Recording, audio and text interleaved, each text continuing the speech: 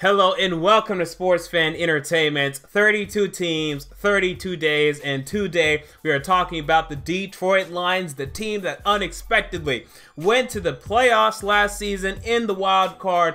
Will they repeat? We're about to talk about it. Remember to head over to sportsfanentertainment.com for the article previewing the Lions. The link will be down in the description box below. So we're talking Lions today. Can the Lions return to the playoffs? A lot of people expecting that they can't. We're going to discuss this team, look at their strengths, their weaknesses, give you some bold predictions, give you a fantasy outlook, and get out of here with my final win-loss prediction. Now, Lions fans, we're going to have some disagreements today. Let's just go ahead and preface this video by saying that. So when we look at this team's strengths, for this team, for their first strength, I would say, is their quarterback position in Matthew Stafford.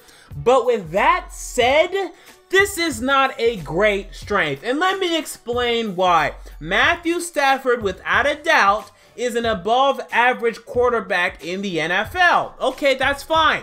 Is he a top 10 quarterback? To me, no. Tell me which of these quarterbacks you think are worse than Matthew Stafford. Tom Brady, Aaron Rodgers, Drew Brees, Matt Ryan, Russell Wilson, Derek Carr, Andrew Luck, Marcus Mariota, Phillip Rivers, Ben Roethlisberger, Dak Prescott.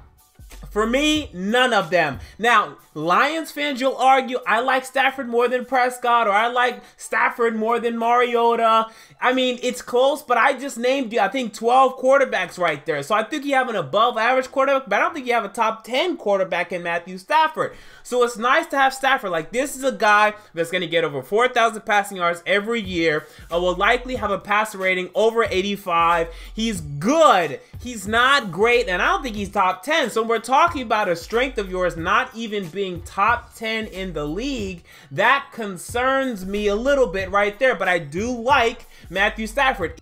We move on to their next strength in their safety position. I like the safeties. Are they great though? Glover Quinn, I like him, okay? Is he a Pro Bowl caliber free safety in this league? I don't think so. I don't think he's a big enough playmaker, but he's definitely a solid player. Now, you signed Tavon Wilson, formerly of the New England Patriots. Okay, this guy's good. But here, you know, we don't have Pro Bowlers here, so that kind of concerns me, right? We're talking about strengths for this football team, and we're not talking about Pro Bowlers right now. That concerns me. We move on to this team's weaknesses. We go to their linebackers, and yes, you drafted Gerard Davis in the first round out of Florida, but he's a rookie. Let's see how he can play. Outside of him, right now, to me, you just can't love the linebackers on this football team. You look at Tahir Whitehead, he's just not very good. Paul Worrilow worries me. Brandon Copeland, I mean, come on, right? The linebackers in Detroit just aren't very good. Now, the good thing is Miles Killebrew, the hard-hitting strong safety, he comes down and he helps out the linebackers. So you like that aspect of his game, but the linebackers, they're a weakness for this team. I also went defensive line. Okay, you do have Ezekiel Ansah, but he had a down year last year. I expect him to bounce back. The question is to what extent. Now, I like Ashawn Robinson, whom you took, I believe, in last year's draft, and he's ascending as a player. I like him. But next to him is a descending player, and Haloti Ngata. This guy's been around for years now, over a decade. He's descending in this league. You have an ascending Robinson, you have a descending Haloti Ngata. And behind those guys, you really don't have anything at the defensive tackle position. At the defensive end position, outside of Ansah, you really don't have anything. Kerry Hyder Jr., he got a number of sacks last year, but is he a big-time pass rusher in the NFL? No, he's not. He may be a good complement to a good Ezekiel Ansah this year, but he'll never be able to really lead the pack well on his own. You also have Anthony Zettel, whom you drafted last year out of Penn State, either last year or the year before that. He really wasn't very impressive. Cornelius Washington, don't love him. And the other defensive tackles, guys like Akeem Spence, Kyrie Thornton, Jordan Hill, they're just not very good. Now, we look at the positions that are neither strengths nor weaknesses to me, okay? But I look at the running backs first. They could be a strength, right? If Ameer Abdullah starts, okay, he starts, he's healthy, perhaps this guy's a damn good running back. We just haven't seen much of him, right? Rookie year, 16 games, but he was splitting carries, only ended up with 500 receiving yards, or 500 rushing yards, I should say. Maybe he's very good. We just need to see him healthy because last year he didn't play pretty much at all. Behind him, though, you do have a nice receiving back in Theo Riddick. Okay, you also have Dwayne Washington and Zach Zenner. The running backs could be quite good, but right now this is not a top 10 running back core in the NFL. It's just not. Look at the wide receivers. I like the first two in Golden Tate and Marvin Jones. I like them, but what's behind them? Kenny Golladay, whom you drafted in the 3rd or 4th round this year, he's going to be your 3rd wide receiver in his rookie year, a 3rd round, 4th round guy. Behind him, there's nothing in this wide receiver core. You look at the other guys in the wide receiving core right now. Jared Abbrederis, formerly of the Green Bay Packers, unimpressive for them. TJ Jones, unimpressive for you. Keyshawn Martin can't really play the wide receiver position. He's more of a returner. I don't love the wide receivers in Detroit. You have a nice starting 2, and the Broncos can get away with that because they have Emmanuel Sanders and Demaryius Thomas. You can't get away with that with Marvin Jones and Golden Tate. I mean, they're good, but they ain't no Demaryius Thomas and Emmanuel Sanders. Okay, so to me, wide receiver position, it's not a strength, but it's also not a weakness. It's just, to me, it's okay. It could be pretty good, but I need to see what Kenny Golladay can do. Look at the offensive line. It could end up being good, but right now, Taylor Decker, he's not going to start the season. Left tackle is going to be either Greg Robinson or Cyrus Kouandjio, and that is not a good scenario because both of these guys, first of all, Robinson's a bust. Okay, one of the biggest busts in the last, I don't know, 50 years in the NFL draft history. Greg Robinson stinks. Okay, and they also look at Cyrus Kouandjio. He's been all over the offensive line when he used to play over in Buffalo. Is he a left tackle? No. Okay, he's not. So, no, I don't like the left tackle position right now until Taylor Decker comes back, but I like the addition of TJ Lang. He's going to come in. He's going to be good. Graham Glasgow, moving him to left guard. We'll see how he can do there. He played center in college. Will he do well in left guard in the NFL? We'll see. I mean, I don't think you can say that. Travis Swanson, center. Ricky Wagner, right tackle. I like that addition. I like Lang in Wagner, and I like Decker when he's healthy, but right now, it's not good enough. It's not solidified for me to say, okay, it's a strength. Tight end position. Eric Ebron, way too many drops. Can't stay healthy. It was damn near a weakness. But I do know if this guy could stay healthy, he would be a top 10 tight end. I can tell you, okay, this guy, if he was healthy, he would be a top 10 positional player. And I don't look at that at the wide receiver position. I don't see that. At the running back position, I don't see that. Defensive line, Ezekiel Ansah, okay. Linebackers, don't see it. Safeties, Glover Quinn and Tavon Wilson can be. That's why that position was a strength. But tight end, Eric Ebron, can he stay healthy? Can he be consistent with his hands? That's the question there. I cannot say it was a strength. Also cannot say it was a weakness. But it was close to being a weakness because he can't stay healthy. He can't catch the football consistently.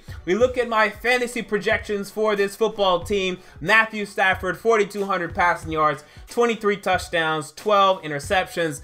This is worse than last year. I can't really buy why Matthew Stafford will have a better year than last year. The offensive line should be a bit better. Okay, I can buy that, but to me, the wide receivers are going to be a bit worse. I mean, Tate and Marvin Jones, they flatline. Like, we know who they are as players now. Maybe Jones has a little more potential left, but we get it. You look at the other guys behind them, though, the wide receivers are worse, right? Anquan Bolden for you was decent last year. Will Golladay be better than Bolden was last year? I don't think so. I do like that Ameer Abdullah should be healthy. That should help Stafford's stat line, but I don't know. I don't see why I should project Stafford to do better than last season. I really don't see why.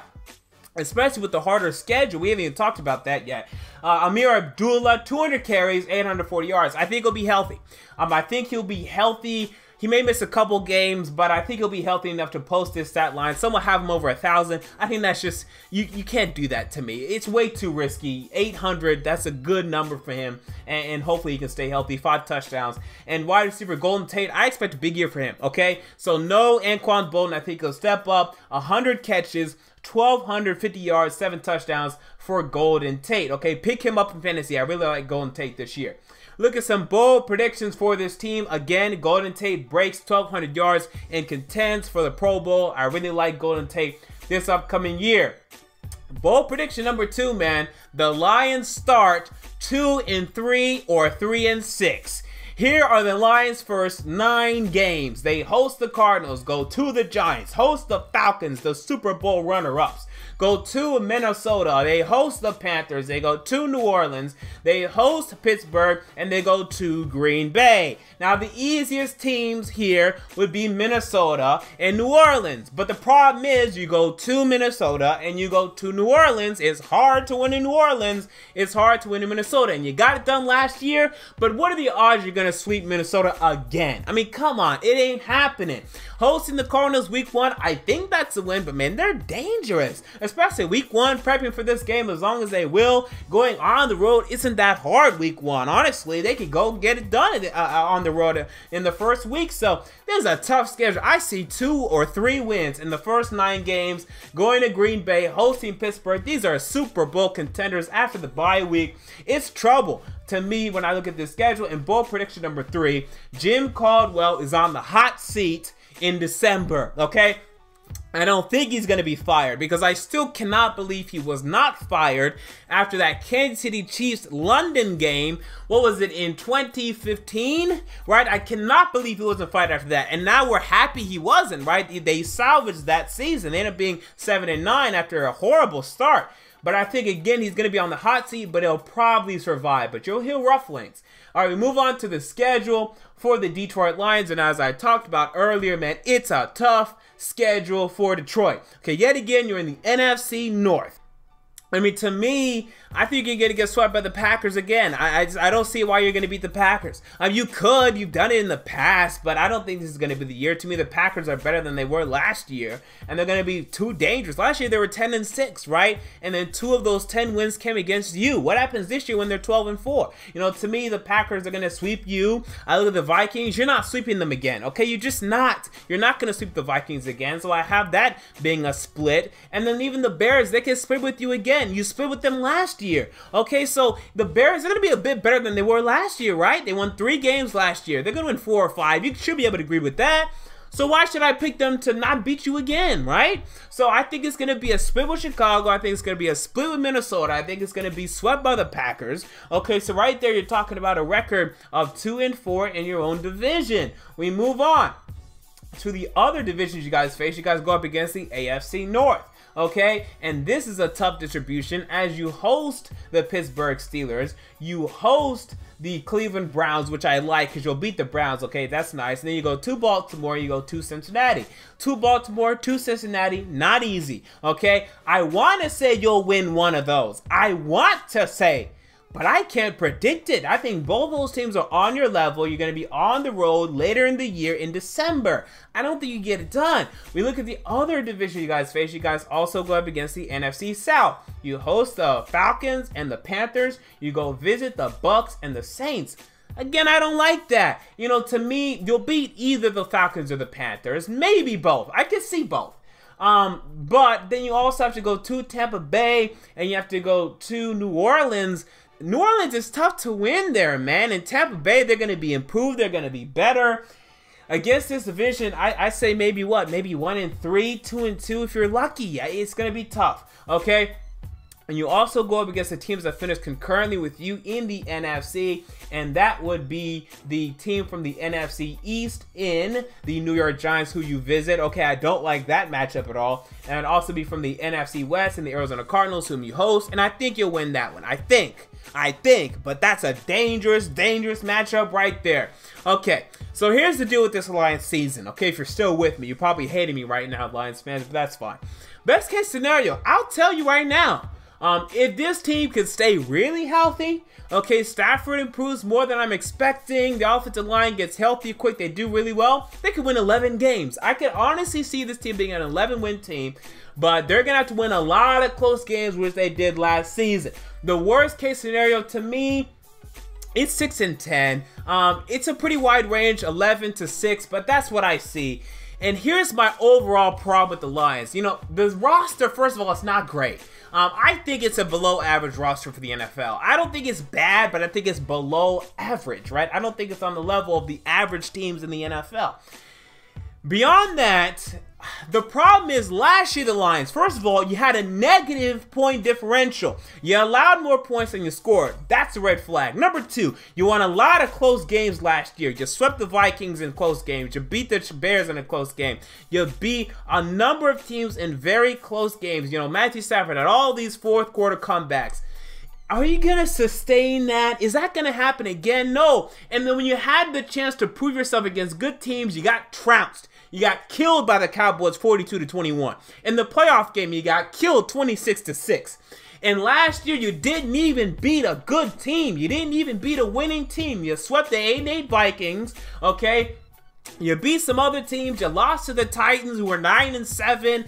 You know, you got swept by the Packers. I mean, last year, it was a nice year for the Lions, but it was a fraudulent year. I mean, that's what all this evidence indicates. When you had a negative point differential last season, you won all those close games, you got killed by the Seahawks, you got killed by the Cowboys. All of that indicates to me that last year was a fraud.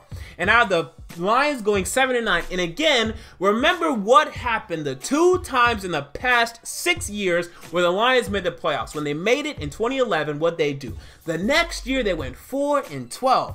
When they made it in 2014, what'd they do? Next year, they went 7-9, and my prediction is 7-9. I think it's a down year for the Detroit Lions. But again, if they stay healthy, they win these close games somehow. Yet again, they're just somehow able to win these close games. They closely beat Green Bay. They closely beat Pittsburgh. They're close, and they're so good at winning these close, hard games. And fine, they can win 11 games. But my prediction is 7-9. I can't go higher than that. I have a 7-9 year for the Detroit Lions. So there you go. Those are my thoughts on the Detroit Lions. What are yours? Comment down below. I want to know. Remember to check out the website sportsfanentertainment.com for the article previewing the Lions season. Again, I like the Lions. I think they're a scrappy team, but I can't do it. There's too much evidence that last year was just fraudulent. Okay, I just can't buy into the Lions this year. Until next time, this has been MJ of Sports Fan Entertainment, and I'm out. See you all later.